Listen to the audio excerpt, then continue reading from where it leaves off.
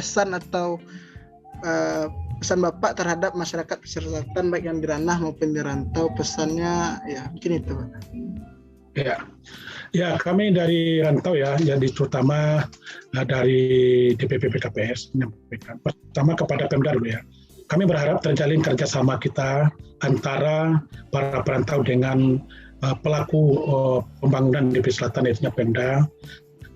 Bawalah kami berdialog.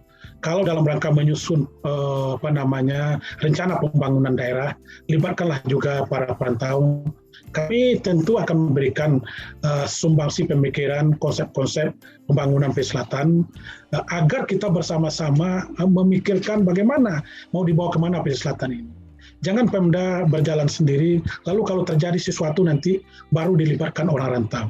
Nah, mudah-mudahan ke depan kami terbuka, DPP, PKPS atau PKPS seluruh Indonesia terbuka untuk berdialog. Kalau ada misalnya rencana pembangunan, datanglah ke Jakarta, sampaikan kepada kami. Seperti Sumatera Barat, Gubernur itu selalu setiap ada rencana pembangunan 1 tahun atau 2 tahun ke depan, selalu disampaikan kepada para perantau, kami mau buat ini, lalu terjadi dialog. Kami menyampaikan pesan-pesan agar pesisir selatan sebenarnya beginilah, ini yang harus. Kedua, kalau bisa kita pesisir selatan itu kan kita dari sumber daya manusia kurang, sumber daya alam kita, orang malah mengatakan bahwa kalau dapat Ambo jadi bupati di selatan, kau membayar bodoh bado. Artinya apa? Memang sumber daya alam di pesisir selatan itu sangat besar, terutama dari segi kelautan. Laut itu adalah sumber pendapatan yang luar biasa. Kalau itu kita maksimalkan, kita manfaatkan untuk membangun pesisir selatan, itu sangat luar biasa. Kenapa kita tidak melihat ke laut, kita hanya melihat ke darat? Kita punya darat sedikit, sementara laut kita luas. Dan itu dimanfaatkan oleh orang lain. Nah, inilah barangkali potensi-potensi pariwisata. Sekarang kita menjadi kiblat pariwisata atau destinasi wisata di Sumatera Barat. Siapa orang sekarang tidak tahu dengan kawasan Mandeh yang sangat luar biasa itu. Raja Ampat dari Barat, Pak. Tempatnya di pesisir selatan itu. Saya juga sudah pernah ke Papua. Dan juga kemarin ini pulang, saya bersama keluarga menyewa sebuah kapal kecil berkeliling pulau-pulau. Itu sangat luar biasa sekali. Nah, inilah barangkali yang perlu dimanfaatkan, diberdayakan oleh Pemda Pesisir Selatan. Menjadi, kalau banyak orang berkunjung pesisir selatan, tentu akan banyak juga devisa atau pemasukan-pemasukan, terutama ekonomi rakyat. Kapal-kapal yang disewa itu kan artinya ada terjadi transaksi keuangan, dan kemudian rumah makan juga ramai, kemudian juga parkiran dan sebagainya. Sampai sekarang ada masjid terapung yang menjadi, ini kan luar biasa kita. Nah, potensi kita sangat banyak. Dari segi pertanian, kita punya sawit yang luar biasa, kita punya karet juga ada. Jadi di pesisir selatan selain Mandeh itu banyak kawasan-kawasan kunjungan. Kalau kita promosikan, itulah peran orang rantau juga. Bagaimana kita mempromosikan? Kita datang ke kampung halaman, mari kita kunjung kampung halaman, kita abadikan itu, kita buatkan videonya, kita sampaikan di grup-grup WA. Inilah ada Bayang Sani, ada Jembatan Akar, ada kawasan Mandeh, ada Masjid Terapung, ada berbagai-bagai wisata daerah selatan.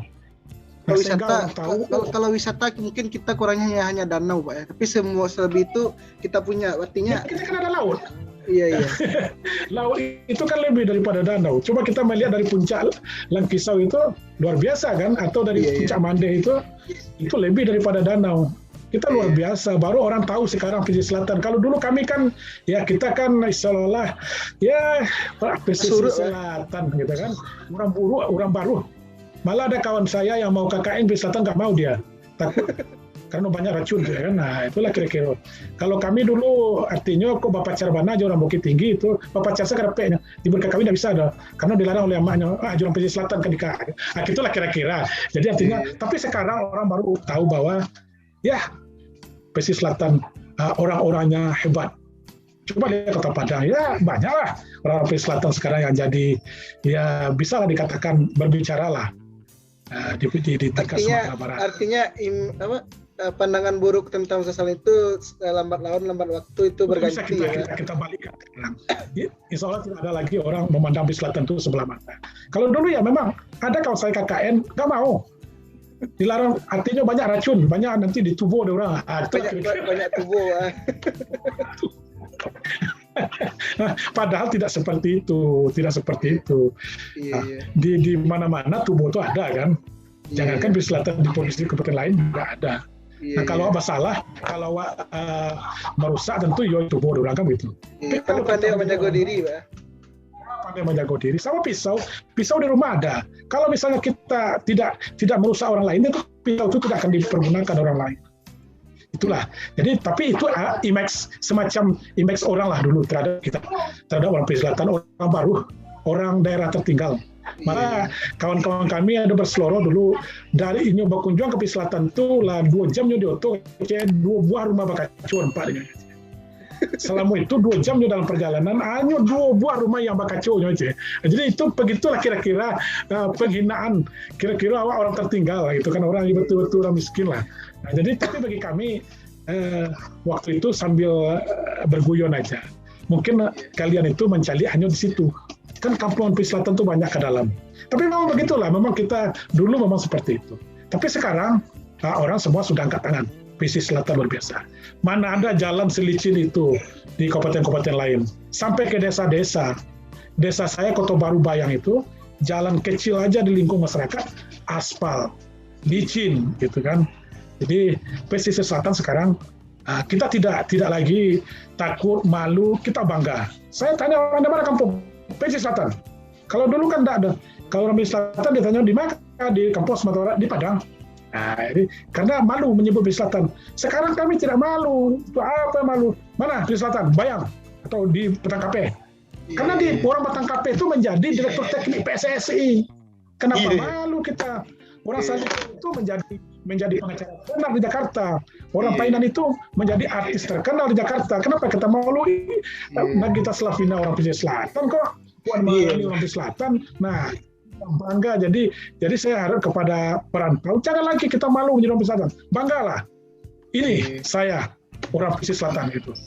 Orang baru kalau kata orang dulu. Nah, itu Zal. Jadi mudah-mudahan ini pertemuan kita silaturahmi ini mudah-mudahan bisa sedikit memberikan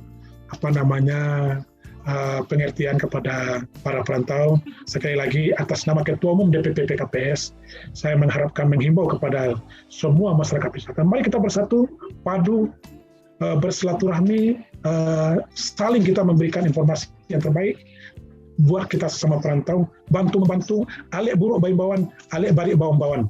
Inilah barangkali, dan juga kepada masyarakat yang berada di kampung halaman maupun yang sebagai pelaksana atau pembangunan, baik itu anggota DPRD maupun para pemerintah, para pegawai yang berada di pemerintahan, mari kita bersama-sama, anggaplah kami ini perantau ini, berikanlah kepada kami informasi, ajaklah kami bersama-sama untuk membangun Pesisir Selatan yang kita cintai dan kita banggakan.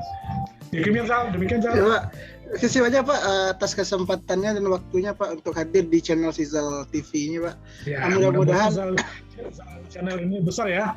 Amin Pak, amin. Mudah-mudahan kita bisa bertemu di lain waktu Pak dengan tema dan pembahasan yang lebih menarik juga tentunya.